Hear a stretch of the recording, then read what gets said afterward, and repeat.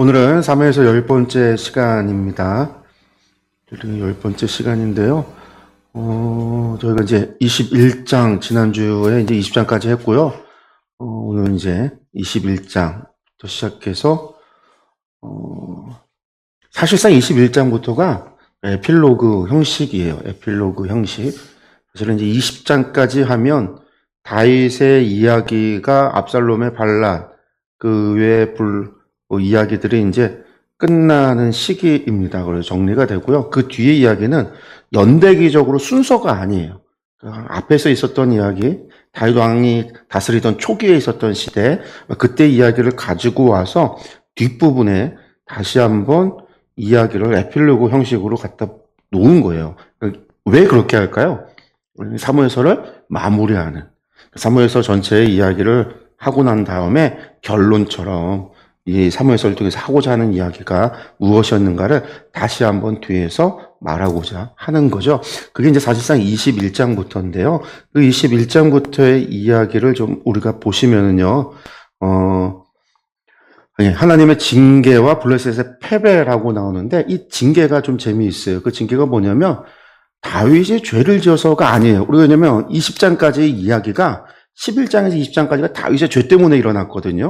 11장이 다윗의 첫 번째 죄, 그게 뭐죠? 바세바 간음 사건, 우리아를 갖다가 살인 교사한 죄.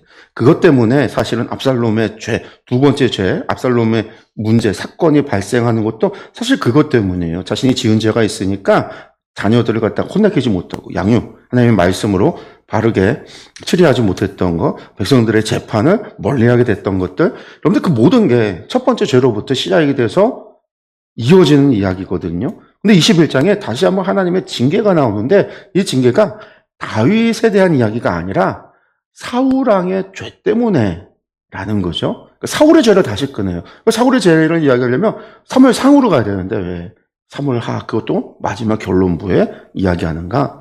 사무엘서 전체 이야기를 마무리하는 이야기가 21장부터 시작이 되기 때문에 그렇다라는 거죠. 그래서 이제 21장에 나오는 이야기가 사울의 죄 때문이라는 거예요. 그러니까 이게 이제 사무엘서를 읽는 사람들이 어려움이 있는 거죠. 갑자기 막 다윗의 생애를 순서적으로, 우리가 이제 역사서라고 부르니까 순서적으로 진행이 되다가 갑자기 사울의 죄 때문에 그 흐름이 끊긴단 말이에요.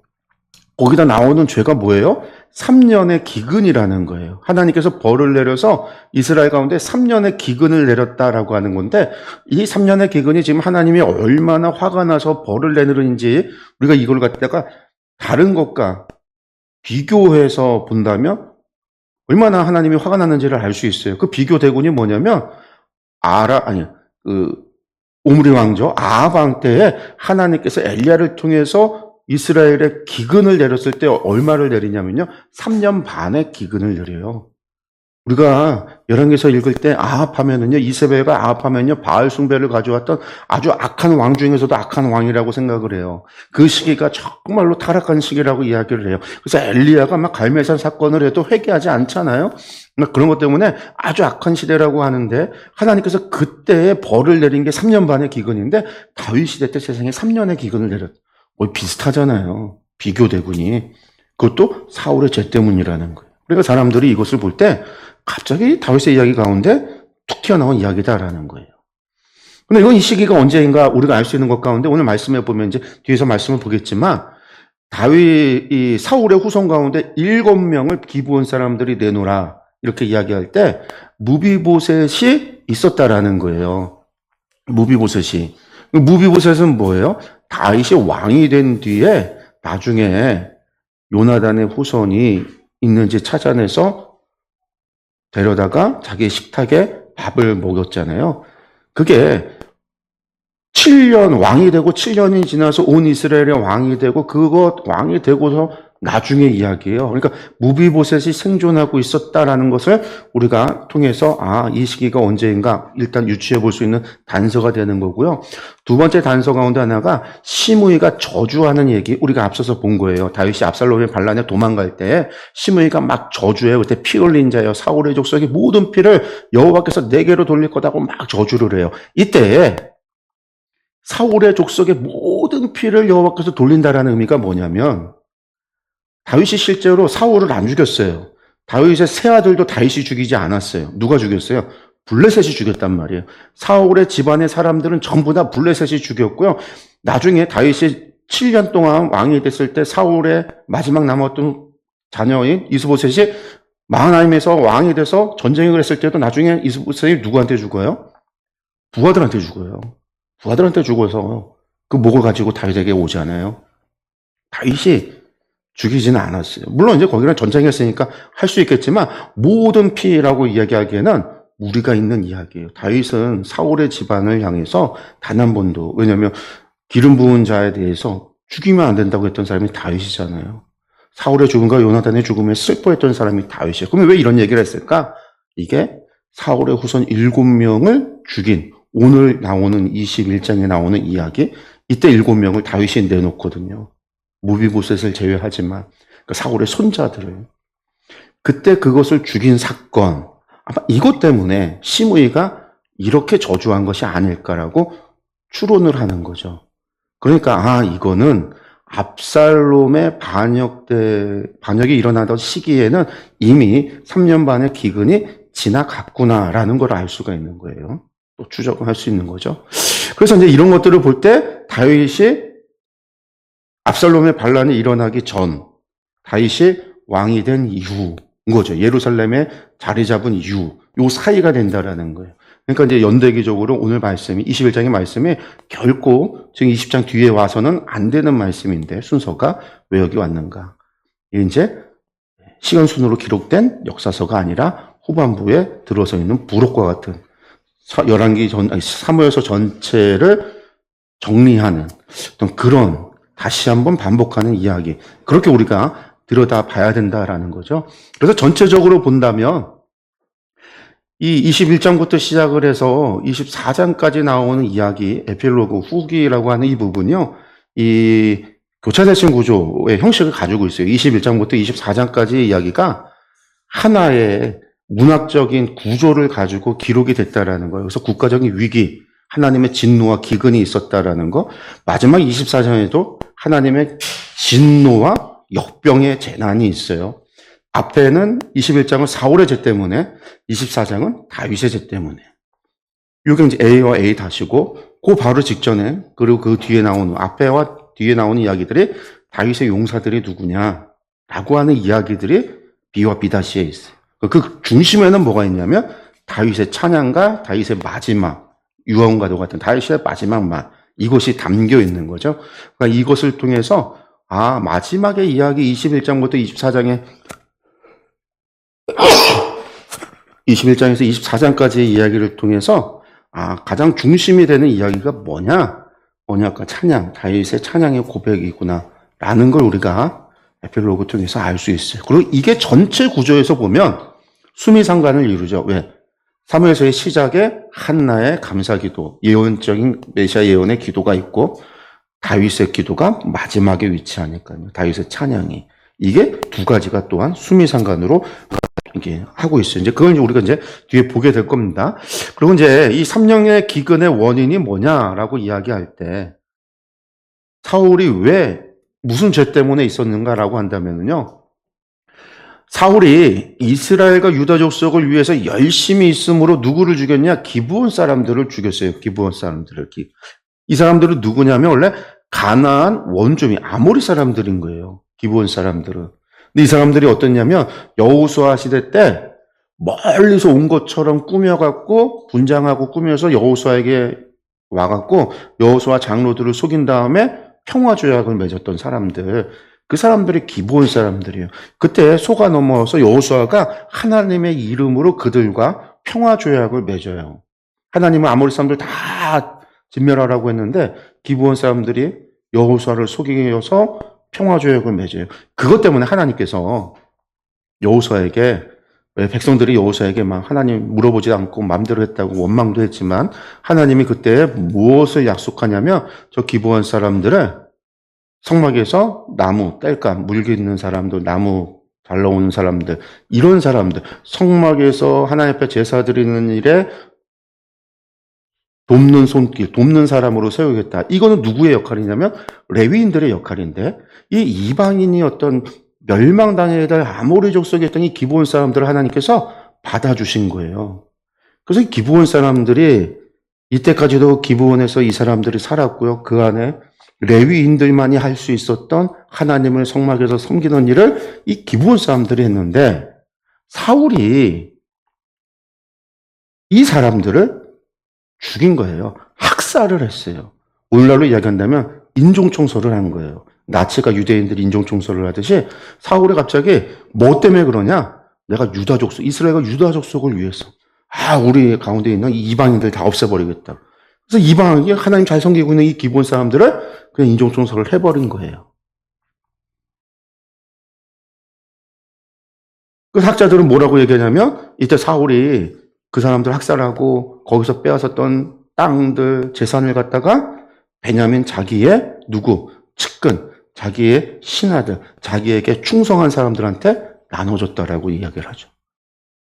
왜냐면 사울이 자신의 통치 영향력이 줄어드는 걸 그의 말년에 그도 느끼거든요. 왜냐하면 아무리 기도해도 하나님의 말씀이 없죠. 우린과 돈님으로도 하나님의 뜻을 물어도 답이 없죠. 나중에 자기가 쫓아냈던 신접한 여인에게 가갖고 엔게디가 아니라 신접한 여인에게 가서 사무엘을 불러달라고 그러잖아요. 율법으로는 신접한 여인에게 점치는 거 죽이라고 그랬는데 반드시 죽이라고 그랬는데 사울이 그런 지경에 처하거든요. 그 자신도 그런 걸 알아요. 그러니까 자기의 충성을 위해서 자기 편을 만들기 위해서 이런 짓을 했다라는 거예요. 하나님께서 그것에 대해서 진노하신 거예요. 하나님의 이름으로 기브온 사람들과 언약을 맺었는데 사울이 그런 거에 대해서 하나님께서 진노하신 거죠. 그 진노의 무게가 얼마나냐? 기근이 3년의 기근이 왔다. 아방 때 3년 반과 거의 비슷한. 성경 전체에서 하나님께서 이렇게 길게 기근을 내렸던 때가 몇 번 없거든요. 그게 사울의 죄. 누구를 죽인 건? 기브온 사람들, 이방인.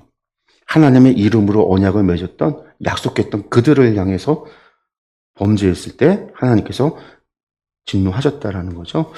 그래서 이게 이제 하나님의 공의를 무너뜨렸던 바로 이 이야기가 21장의 이야기입니다. 말씀도 보면은요, 21장 1절에서 14절까지 좀 짧은 이야기인데, 근데 여기의 이야기에 이 배경을 알고 들어가서 또 볼 때, 이 기브온 사람들의 억울함을 풀어주는 것 외에, 여기에 또 중요한 사람이 하나가 또 등장을 해요.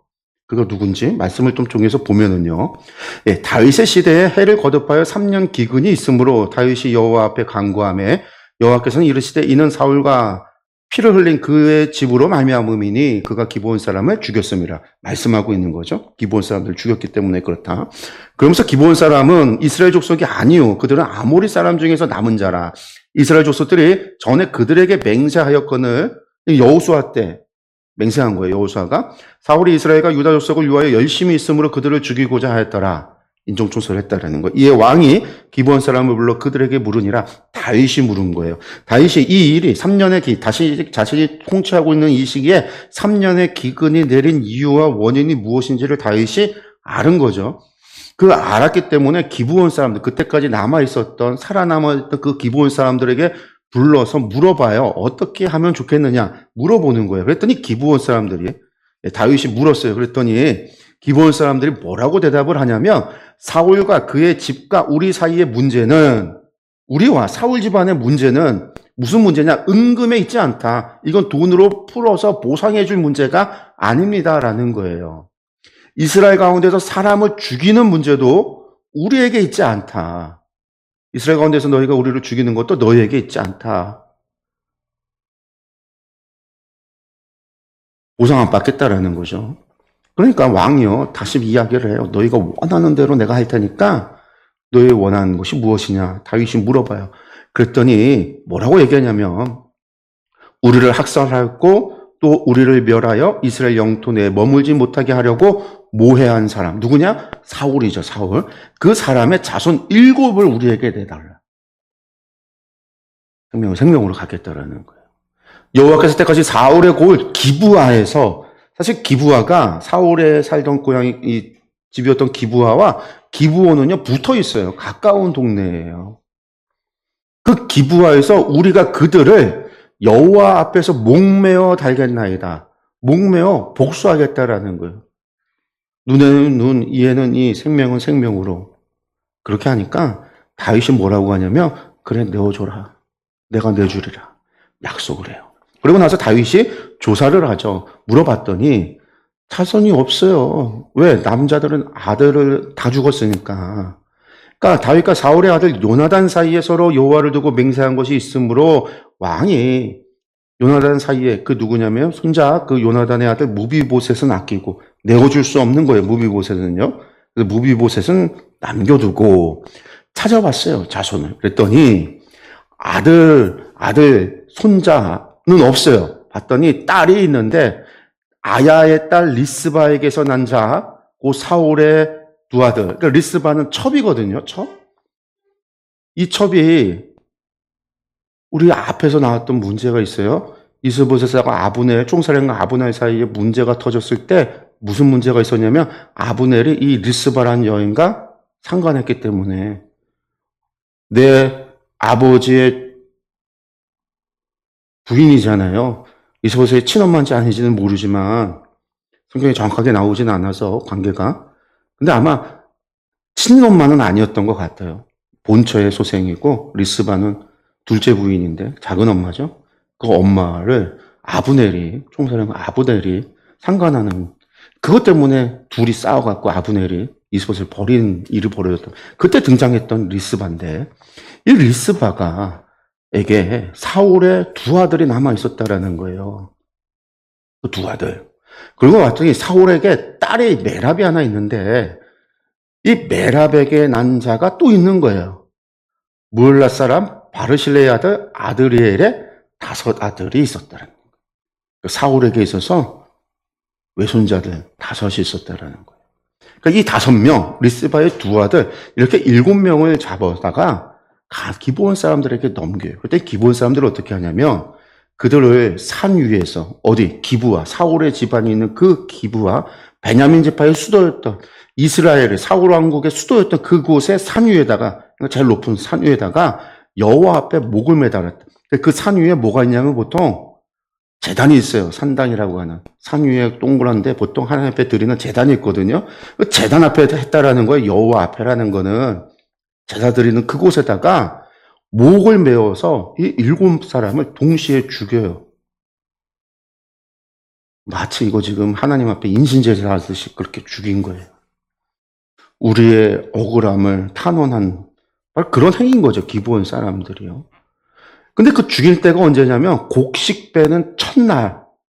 곡식을 언제 베냐면 무교절, 유월절 다음 유월절부터 시작해서 무교절이 되면 안식구 첫날에 곡식을 베서 첫 곡식을 하나님 앞에 드리는 초실절로 드리고 그때부터 계속해서 곡식을 베서 50일째 되는 오순절까지 곡식을 베거든요. 이때가 추수달이에요. 그래서 맥추, 보리를 추수하고 밀을 추수하고 그 추수를 하고 그리고 나서 오순절이 되는 50일 되는 오순절에 또 밀에 초실을 하나님 앞에 또 제사를 드리는 초실절로 또 제사를 드리는데 요 50일 기간이 오메르를 계수하는 날인데 오메르가 곡식 한 단이거든요. 오늘 한 단.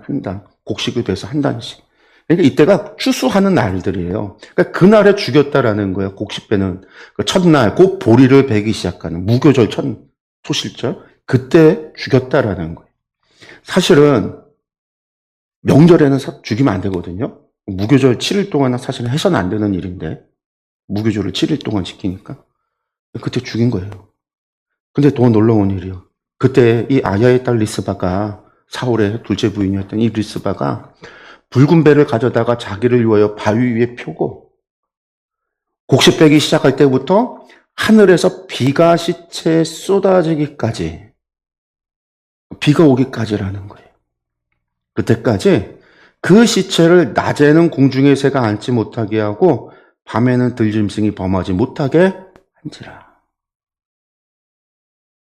근데 이 기간이 언제냐면요. 비가 오기 시작하는 거는요. 7월이 넘어가야 비가 와요. 이른 비가 오는 시기가. 왜냐면 곡식 빼기 시작하는 이때가 건기가 시작이 되는 거거든요. 건기가 끝나고 나서 비가 오는 게 7월이 지나서 8, 9월이 될 때 이른 비가 오는 거예요. 그래서 곡식 빼기 시작하는 그때로부터 시작해서 첫 비가 하늘에서 비가 내릴 때까지가 거의 6개월이에요. 그러니까 이 여자가, 엄마가 자기 아들 둘이 나무에 매달려 죽었는데 그거를 기브온 사람들이 안 내려줘요. 나무에 매달려 죽은 건 저주받았다라고 그랬단 말이에요. 이스라엘은 뭐라고요? 죽으면 시체와 유골을 싸서 어떻게 해야죠? 조상들의 품에 조상들 유골을 넣는 곳에 가족묘에 넣어야 구원받는단 말이에요. 저 시체를 짐승이 와서 쪼아먹고 가져가면요, 저주받은 인생 구원받지 못하는 것이 되는 거예요. 이 리스바가, 이 엄마가 자기 아들이 이미 매달려 죽었는데도 불구하고 놓지 못하는 거예요. 저 자식들이 저주받은 인생이 되고 죽어서까지 저주받은 그런 자녀들이 되고 구원받지 못할까봐 지키는 거예요. 시체, 낮에는 공중의 새가, 낮에는 밤에는 들짐승이 와서 시체를 못 먹도록 지키기를 몇 개월을, 6개월을 지켰다라는 거예요. 여러분들, 유대의 공중의 새라는 거는요, 까마귀나 독수리를 얘기해요. 그 독수리가 날개를 피면요, 어마어마하게 커요. 몇 메다가 돼요. 사람도 무서워요. 들짐승이라는 건요, 유다 광야의 들짐승은요, 늑대들, 그리고 뿐만 아니라 다윗이 이야기하잖아요. 사자와 곰을. 딱 양칠 때 사자와 싸웠고 곰과 싸웠고 얘기하잖아요. 광야가 그런 곳이에요. 이스라엘의 광야가. 근데 이 여자가 6개월 동안을 밤낮으로 자기 아들을 놓지 못하는, 죽어서까지 저주받은 인생이 되는 그 자녀들을 지키는 거예요. 곡식 빼는 첫날이 보리 추수하기 시작하는 날, 그때다라는 거고요. 6월절, 니산월, 그때 시작이 되고요. 종료점이 하늘에서 비가 떨어지는 시기가 4월에서 10월까지 거의 6개월에 달한다라는 거. 이 기간 동안에 아주 끔찍한 상황을 그 시체, 그 유골을 지키기 위한 거죠. 어떻게든 가져다가 가족묘에 넣어서 그 영혼이라도 구원받기를 원하는 그 간절한 마음이 그 자리를 지켰다라는 거예요. 사실 이 여자가 어떤 여자예요? 어떻게든 자기 남편 죽고 나라가 왕비였다가 한순간에 망국의 여인이 된 거 아니에요? 근데 거기서 어떻게 살아보겠다고 아브넬이라고 하는 사람한테 붙어갖고 어떻게든 살아보려고 했었던 여인이, 그렇게 의롭지 못한 여인이에요. 정결하지 못한 여인이에요. 그런데 그 자식을 향한 그 어미의 마음은요, 이렇다라는 거예요. 그 6개월을 독수리나 들짐승으로부터 그 자신의 죽어있는, 썩어있는, 그럼에도 그것을 어떻게든 지키고자 하는 그 마음, 그게 리스바, 어미의 마음이라는 거죠. 유대로 니산으로부터 티시로에까지. 그리고 이 이야기가 결국은요, 다윗의 귀에 들어가요. 리스바가 6개월 동안이나 그 시체 지키고 있는 이유가 다른 게 아니에요. 유골을 모아서 가족묘에 놓기를. 어떡하든. 그러니까 어떡하냐면 이 아의 딸 사울의 적 리스바가 행한 일이 다윗에게 알려지더라.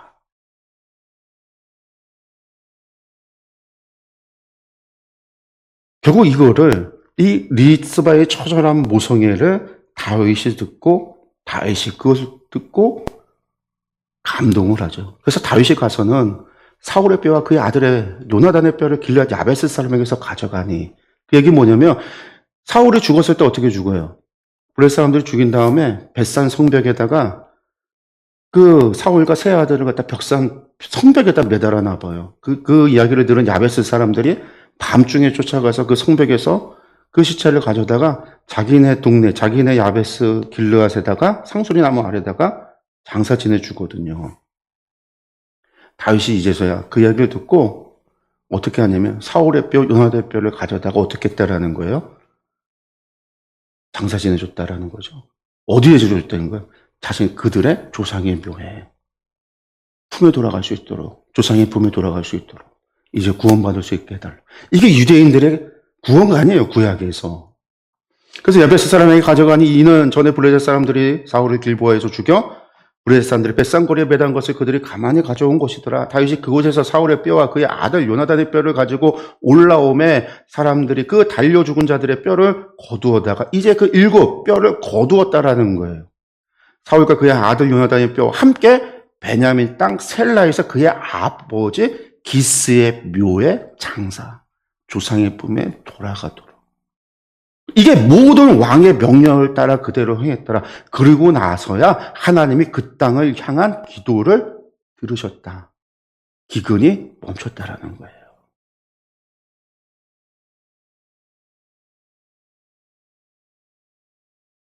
이 모든 일의 전환점이 어디서 됐는가? 리스바의 처절한 희생과 눈물, 그 6개월의 사투. 결국 그것이 다윗에게 전해지고 그것이 다윗의 마음을 움직여서 결국 다윗이 지금까지 방치되었던 사울과 요나단, 아무도 감히 사울과 요나단 그 뼈를 유골을 가져다가 기스 그 조상묘의 묘에 장사 지낼 생각을 못하죠. 왜? 사울은 망한 패배한 왕이었고 다윗은 새로운 왕조잖아요. 그러니까 아무도 하지 못했던 거예요. 근데 결국 이걸 통해서 사울과 요나단이 조상의 품으로 돌아가는 완전한 치유가 이루어졌다라는 거죠. 3년의 기근도 멈췄을 뿐만 아니라 하나님이 그것을 용서했을 뿐만 아니라 결국 사울의 집안에 내렸던 그 끔찍했던 그 저주가 한마디로 저주와 같은 그들의 죄에 대한 하나님의 심판도 결국 그렇게 끝나졌다라는 이야기예요. 하나님이 용서하셨다라는 거죠. 그래서 공의가 흐르는 곳에 21장의 이야기가 하나님의 무서운 공의로 시작해서 인간의 처절한 긍휼, 리스바의 그 처절한 긍휼, 그리고 그것을 통한 땅의 회복이 이루어지는 것을 우리에게 보여줘요. 하나님의 무서운 공의로 시작했다라는 것. 사실 사무엘서가 그래요. 엘리 집안에 뭐예요? 망하고, 사무엘의 집안이 망하고, 사울의 집안이 망하고, 다윗의 집안은 좀 나았나? 아니잖아요. 동생이 형을 죽이고 아들이 아버지를 죽이려고 하고 반란을 일으키고 아들이 아버지의 첩자를 갖다가 겁탈하고 여러분들 그런 일들이 벌어지는 것이 다윗의 집안이에요. 다윗의 조카가 사촌을 죽이고 그런 일들이 벌어지는 게 다윗의 집안이에요. 망하고 묵고 망하고. 근데 그 모든 걸 덮는 거는요, 결국 하나님의 은혜밖에 없고 긍휼의 여기는 마음밖에 없다라는 거죠. 우리가 이제 그것을 좀 보시면 좋겠고요. 그 다음에 이제 21장에 15절에서 22절에 그 다음에 이제 블레셋의 패배, 다윗의 용사들에 대한 이야기가 나옵니다. 블레셋 사람이 다시 이스라엘을 치거는 이때가 언제인지 정확하게 알지는 못해요. 이게 리스바 사건 뒤에 있겠지만 이게 또 이제 앞인지 뒤인지 정확하게 알지는 못해요. 그러나 이제 우리가 알 수 있는 건 뭐냐면 다윗이 좀 나이가 많이 들었을 때라는 걸 알 수 있어요. 근데 그 이야기를 여기다 집어넣는 이유가 있는데, 어쨌든 보면은요, 블레셋이 다시 이스라엘을 공격했다라는 거예요. 다윗이 그의 부하들과 함께, 이번에는요, 다윗이 신하들을 데리고 블레셋 사람들과 싸우러 내려간 거예요. 그러니까 아몬 족속 싸울 때는 안 가고서는 그냥 보냈잖아요. 요압만 보내고 그랬는데, 압살롬의 반란 때도 다윗이 안 나가고 요압만 보내고, 세바의 반란 때도 그냥 보내잖아요. 신하들만 보내지, 부하들만 보내지, 자기가 안 움직였는데, 이번에는 나갔다라는 거예요. 전쟁 때 나갔어요. 근데, 싸웠는데, 다윗이 피곤했다. 이게 뭐냐면, 다윗이 전쟁에 나갔는데, 지치고 힘들고, 싸움에 어려움을 겪고 있었다라는 얘기예요. 다윗이 전쟁에서 한 번도 패한 적이 없는 상승 장군, 항상 나가면 싸워서 승리하는 장군인데 이제는 다윗이 나이가 들었어요. 그랬더니 16절에 보니까 왜 그러냐? 거인족의 아들 중에 블레셋에 쳐들어온 그 블레셋 사람들 가운데 거인족이 있는데 이 거인족의 아들 중에 무게가 300세겔 되는 노창을 들고 세 칼을 찬 이스비브노비 다윗을 죽이려 했기 때문에 다윗이 도망다니느라 피곤한 거예요. 못 이겨서 피곤한 거예요. 그랬더니 무슨 이야기하냐? 수르의 아들 아비새가 요압의 동생이죠. 다윗에게는 조카고 이 아비새가 다윗을 도와서 그 블레셋 사람을 쳐 죽이니 다윗이 혼자 못 죽여요. 골리앗도 물맷돌만 가지고 혼자 죽일 수 있었던 다윗이었지만 이제 나이가 들고 힘들어서 혼자 못 죽여요. 도움을 받아서 아비새가 다윗을 도와서 죽였다라는 거. 그리고선 다윗의 추종자들이, 다윗의 신하들이 말하기를 뭐라고 얘기하냐면, 다윗에게 맹세시키기를 뭐라고 하냐면, 왕은 다시 우리와 함께 전장에 나가지 마옵소서. 이제 왕은 전쟁에 나오지 마시라. 늙어서 싸움도 못하고 나오지 마시라. 이건 좀 막말을 한 거고, 한마디로 전쟁에 이제 나오지 마셔라. 왜? 왕은 이스라엘의 등불인데 전쟁에 나와서 왕이 잘못되면 이스라엘의 등불이 꺼지는 것이 되지 않겠습니까? 이젠 나오지 마시라. 우리가 하겠다. 나오지 마시라. 그렇게 얘기를 하는 거예요. 그러고 난 다음에 진짜로 블레셋 사람과 곱에서 전쟁을 할 때에 후사 사람 10북에는 다윗의 신하 가운데 후사 사람 10북에는 거인족의 아들 중에 삽을 쳐 죽였고, 다윗이 죽인 게 아니라 신하가 죽이는 거죠. 또 다시 블레셋 사람과 곱에서 전쟁할 때는 베들레헴 사람 야레오르김의 아들 엘하나는 가드 골리앗의 아우 라흐미를 죽였다라는 거예요. 그 다음에 그 자의 창자로는 배틀채 같았더라. 또 가드에서 전쟁할 때에는 그곳에 키 큰 자 하나는 손가락과 발가락이 각기 6개씩 모두 24개, 양손이 다 6손이고 발도 6발인 거예요. 그런 사람은 거인족 큰데, 거인족의 소생인데, 그도 어떻게 했어요? 보니까, 그가 이스라엘 사람을 능욕함으로 다윗의 형 삼마의 아들 요나단이, 이건 이제 다윗에게 족한 거죠. 그를 죽였더라. 이 네 사람 가드의 거인족의 소생이 전부 다 다윗의 손과 그의 부하들의 손에 다 넘어졌더라. 에필로그 시작하면서 블레셋과의 싸움의 패배와 다윗의 용사들에 대한 이야기를 하면서도 가요. 왜 이 이야기를 뒤에 놨을까? 이게 중요한 의미를 담고 있어요. 그게 뭐냐면 사무엘서의 결론은 뭐냐면 홀로선 영웅의 서사가 아니다라는 거예요. 다윗 홀로 영웅의 이야기가 아니다라는 거예요. 하나님의 나라를 만들어가는 것은 다윗이라고 하는 영웅이 만들어가는 게 아니다라는 걸 우리에게 보여주는 거예요. 어린 다윗은요, 골리앗을 홀로 쓰러뜨렸어요. 그런 영광의 시대가 있었지만 이제는 어떻게 해요? 나이가 드니까 싸움에서 패배해서 도망다니고 지쳐버린다라는 거예요. 그리고 지금까지 한 번도 언급되지 않았던, 아비새를 제외하면 한 번도 언급되지 않았던 무명의 사람들을 통해서 누구를? 그 거인족들을, 그 골리앗, 다윗이 쓰러졌던 그 골리앗과 같은 사람들을 쓰러뜨리는 이야기가 언급되는 거죠. 여기에는 아주 중요한 영웅질을 넘어서는 중요한 메시지, 신화적인 메시지가 있어요.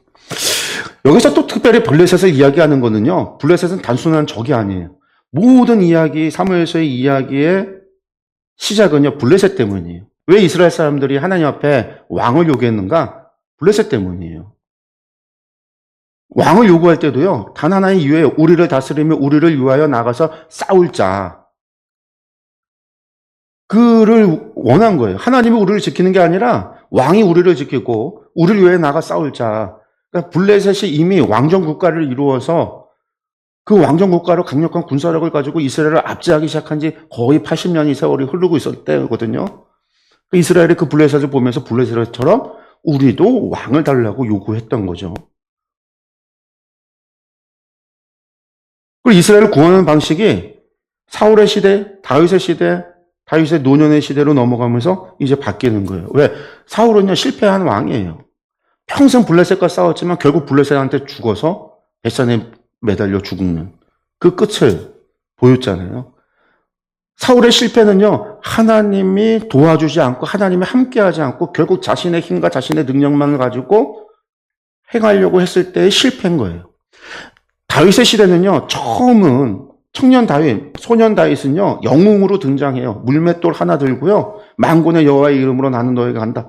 골리앗을요, 그 강대한 이스라엘 전체가 두려움에 떨어졌던 골리앗을요, 물맷돌 하나 들고 가서 죽여요. 사울이 죽인 자는 전천이요, 다윗이 죽인 자는 만만이라. 다윗을 향한 영웅선, 다윗이 모든 거의 중심이었죠. 그런데 노년이 되면서요, 이제 바뀌는 거예요. 가드의 골리앗과 같은 거인족 4명을 누가 죽였는가? 이름 없는 4명이. 다윗이 하는 이스라엘이 이젠 공동체가 함께 하나님의 나라를 만들어 가야 됨을 보여주는 거예요. 다윗이 피곤하다. 완벽해 보이던 영웅이 한계에 부딪히는 모습, 그 한 줄이 보여주는 거예요. 평생 전쟁에서 늘 승리만 했던 그 다윗, 결코 패하지 않을 것만 같았던 불패의 장군이 피곤하다.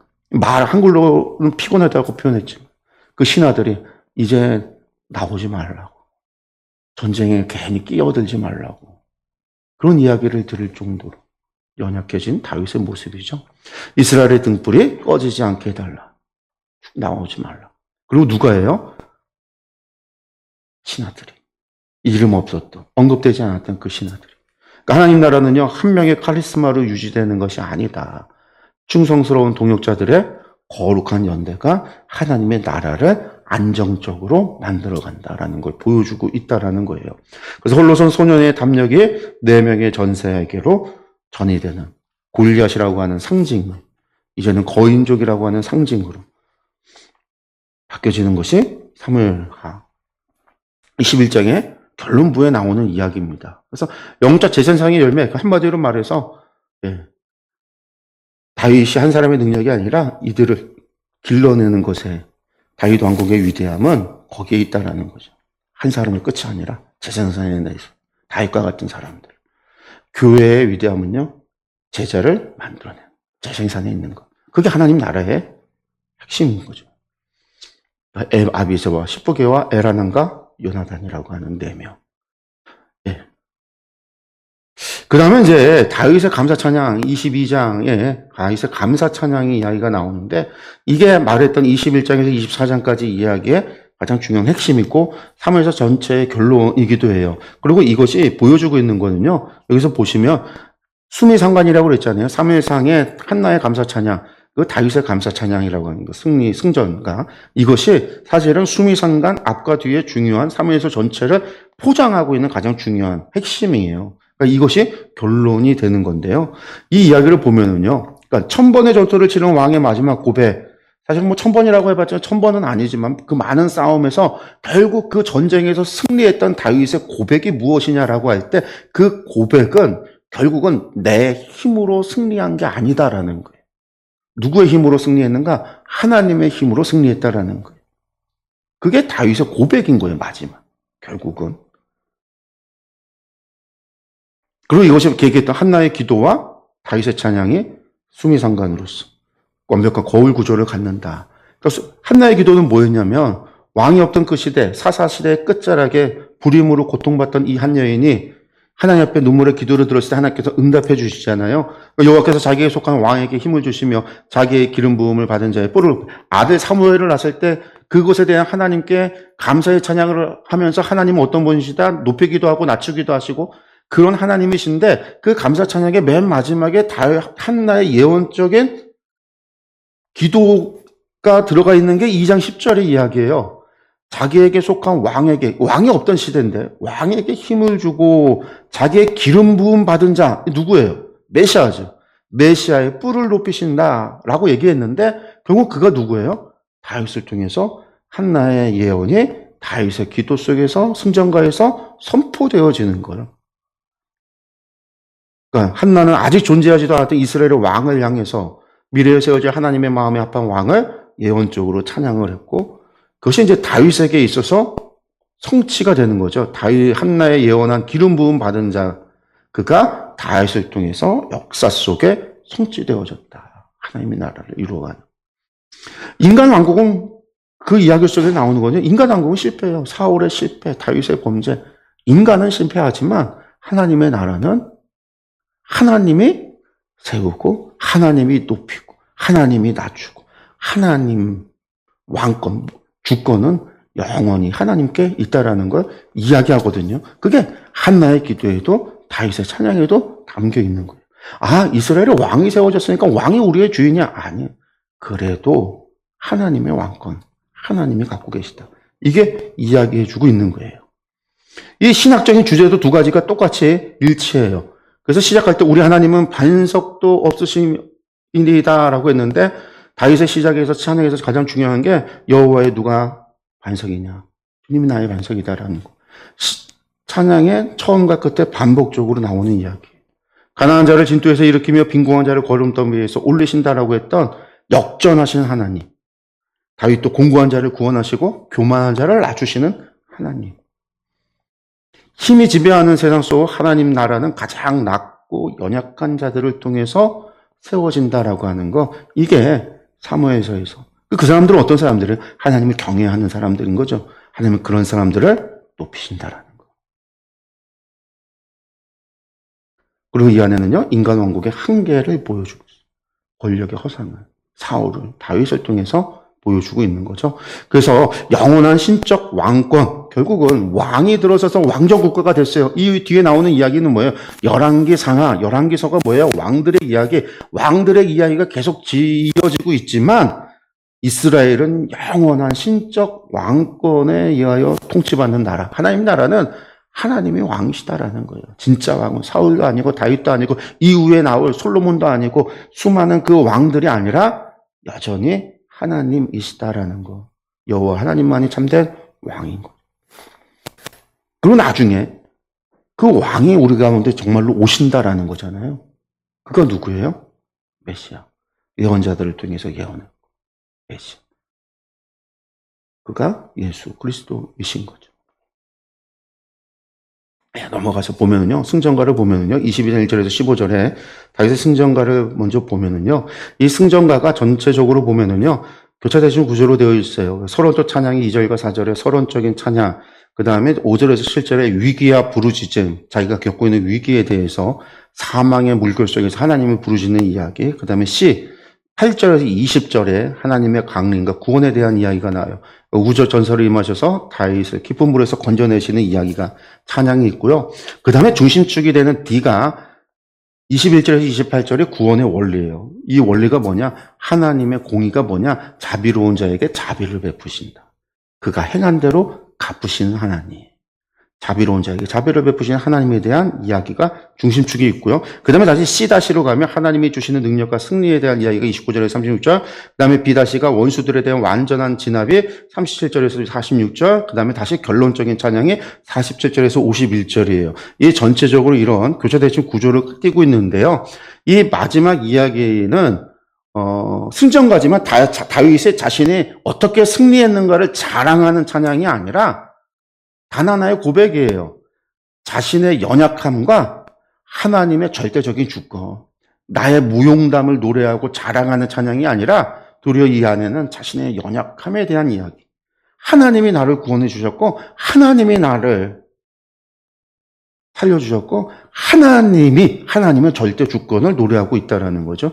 그리고 이것이 얘기했던 교차대칭 구조로, 그리고 그 중심이 아까도 얘기했던 하나님의 공의와 구원의 원리를 이야기하고 있다. 바로 그 부분이 21절에서 28절의 핵심이다라는 거.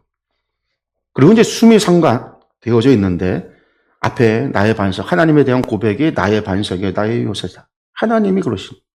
마지막에 나의 반석을 찬송하며 라고 끝나는. 왜 반석을 이야기하는가?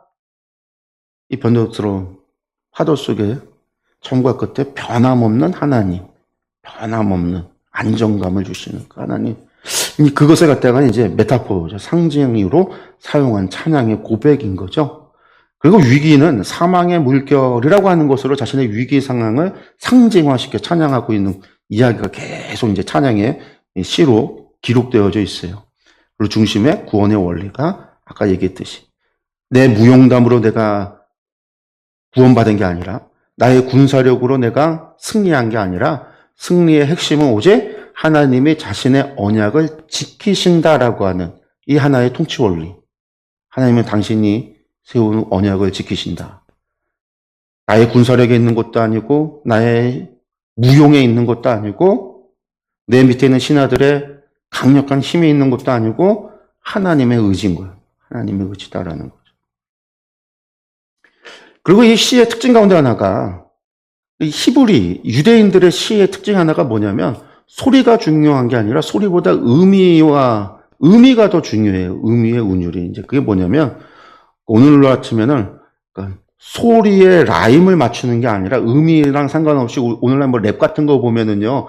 의미도 상관없이 라임을 맞춰서 비슷한 발음이 나는 걸로 막 이렇게 맞춰가잖아요. 히브리 시는 그런 게 아니라 소리가 상관없이 의미를 맞춰가요. 의미를.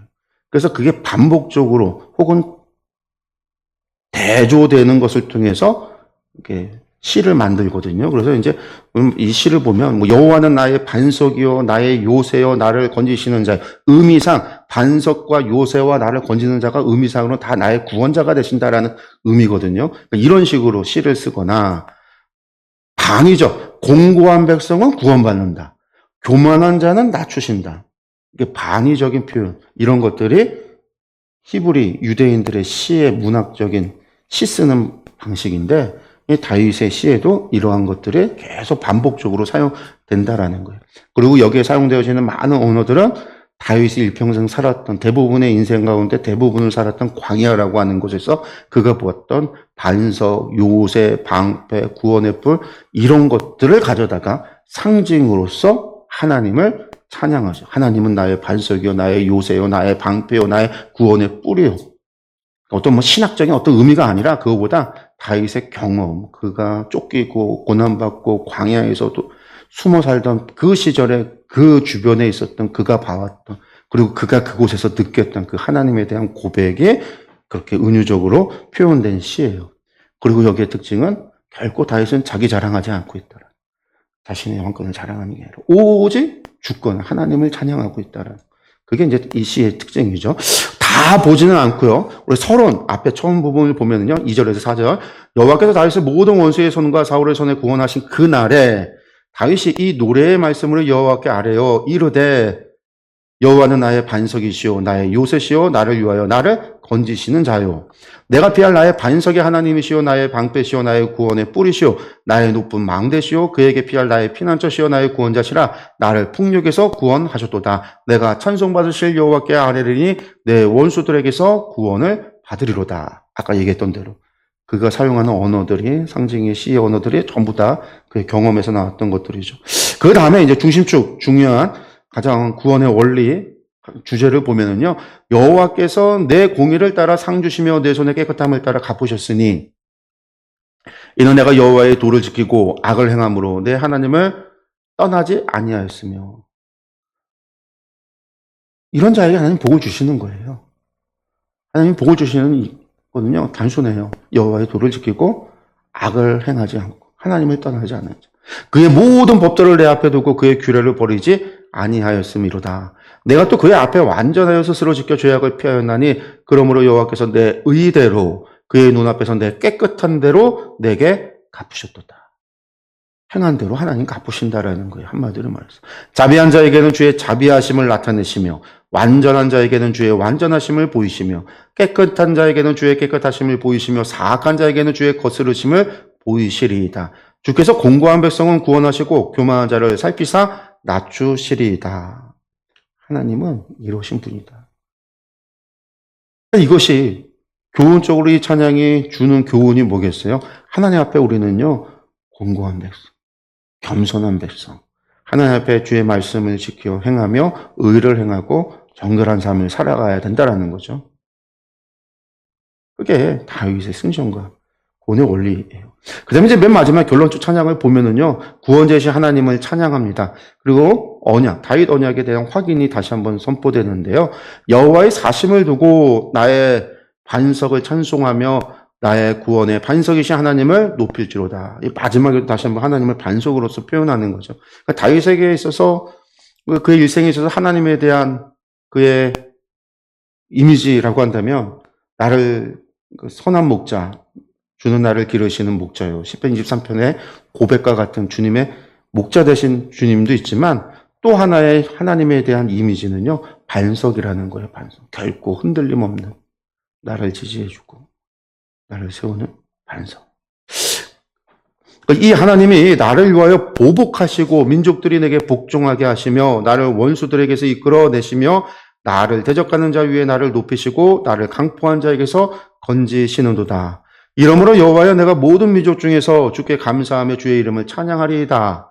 여호와께서 그의 왕에게 큰 구원을 주시며 기름 부음 받은 자에게, 누구예요? 메시아죠. 이게 다윗이 기름 부음 받았잖아요. 압살롬은 기름 부음 받지 못했어요. 인간들이 부었지 하나님의 기름 부어 세운 사람이 아니죠. 셰바도 아니에요. 다윗이 기름 부음 받은 사람이에요. 한나의 기도에 응답인 것이기도 하고요. 그리고 이것을 통해서 기름 부은 자에게 인자를 베푸시며, 헤세드, 하나님의 인자를 베푸시며 영원하도록 다윗과 그 후손에게로다 하였더라. 이것은 결국 메시아 예언에 대한 후에 올 예수 그리스도에 대한 예언의 찬양이기도 해요. 나를 통해서 하나님께서 나를 통해서 세워서 하나님의 나라를 세워가는 것처럼 결국은 기름 부음 받은 자를 통해서 하나님의 헤세드가 영원히 다윗과 그 후손에게로 이어져 간다라는 거죠. 부어진다라는 거. 그거 누구예요? 다윗의 후손 오실 예수 그리스도를 통해서 이 땅에 참된 왕이, 평강의 왕이 예수님이 오심에 대한 이야기가 되는 거예요. 그래서 이것이 한나가 기름 부음 받은 자 왕에 대한 예언적 기도를 했다면 그것이 다윗을 통해서 결국 하나님의 나라가 이렇게 세워져 감을 이야기한다라고 하는 거죠. 네, 그 다음에 이제 23장에 다윗의 마지막 말이라고 표현되어지는 유언과도 같은, 사실 유언은 열왕기서에 나오지만 다윗의 마지막 말이라고 하는 것이 나오는데 이것도 뭐 다윗의 찬양과 연결지어져서 우리가 생각해 볼 수 있는데 23장부터 마지막 말, 그 다음에 또 다시 다윗의 용사들에 대한 이야기와 이제 그 뒤에 인구조사 이야기로 이어져요. 인구조사를 통해서 뭐가 되죠? 하나님의 또 진노와 심판.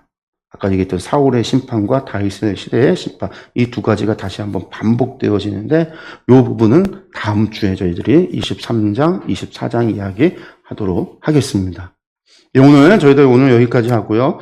오늘 말씀 통해서 다시 한번 하나님 앞에서 우리가 다윗이 어떻게 살아갔는지 다윗의 고백이 우리의 고백이 되길 원하고요.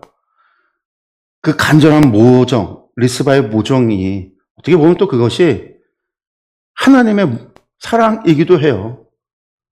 인간의 사랑이 결국 하나님을 닮은 거니까요.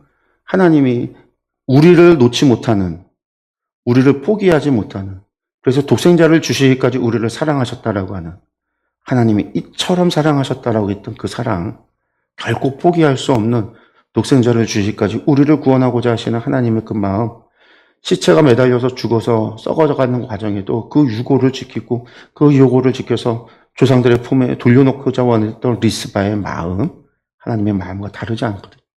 그 마음이 우리에게, 우리 마음에 전달됐으면 좋겠어요. 그 마음이.